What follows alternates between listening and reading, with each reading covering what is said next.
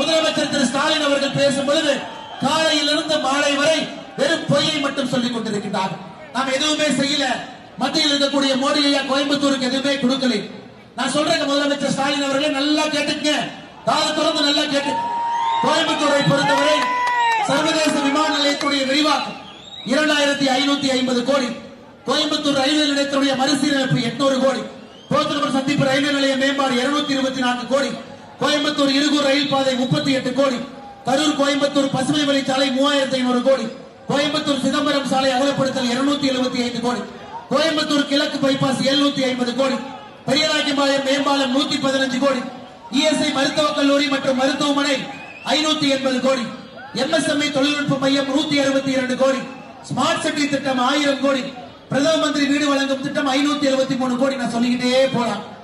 கோயம்புத்தூரை பொறுத்தவரை மத்திய அரசு உறுதியாக கோயம்புத்தூர் இருக்கக்கூடிய சிறு துறை நிறுவனத்திலிருந்து நம்முடைய விவசாய பெருமக்கள் இருந்து அனைவரையும் உயர்த்த வேண்டும் என்று நினைக்கக்கூடிய ஒரு ஆட்சி மோடி ஐயாவுடைய ஆட்சி. கூசாம நம்முடைய முதலமைச்சர் ஸ்டாலின் அவர்கள் எப்படி தமிழகத்தில் மோடி ஐயா எதுவுமே செய்யவில்லை என்கின்ற பொய்யை வைத்துக் கொண்டிருக்கிறார். அருமை சொந்தங்களே, அது மட்டும் இல்ல, இன்னொன்றையும் புரிந்து கொள்ள வேண்டும். அவிநாசி அத்திக்கடவு திட்டம் உங்களுக்கு தெரியும். அவிநாசி அத்திக்கடவு திட்டத்தை முழுமையாக நிறைவேற்றாம இன்னைக்கு சூலூர் பகுதி பெரும்பாலும் இங்கே பாதிக்கப்பட்டிருக்கிறது. வேண்டா வெறுப்பாக நிறைவேற்றப்பட்ட ஒரு திட்டம். அனைத்து இந்திய அண்ணா திராவிட முன்னேற்ற கழகத்தில் திட்டத்தை முழுமையாக கொண்டு வந்தோம். கடைசி 4% மட்டும் பாக்கி இருந்துச்சு. அந்த 4% சரி செய்வதற்காக திராவிட முன்னேற்ற கழகத்தினுடைய ஆட்சி 2022 ஆகஸ்ட்ல செய்யறோம். 2023 ஜனவரி கடைசியாக 2024 ஆகஸ்ட்ல அந்த பணியை செஞ்சாங்க.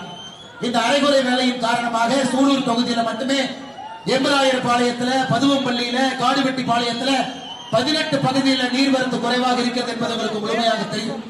அதற்கு நம்முடைய ஆட்சி அண்ணன் எடப்பாடி பழனிசாமி அவர்கள் இந்த திட்டத்துக்கு வித்திட்டவர் முதலமைச்சராக வரணும். அண்ணன் வி பி கந்தசாமி அவர்கள் இந்த தொகுதியினுடைய சட்டமன்ற உறுப்பினராக வரணும்.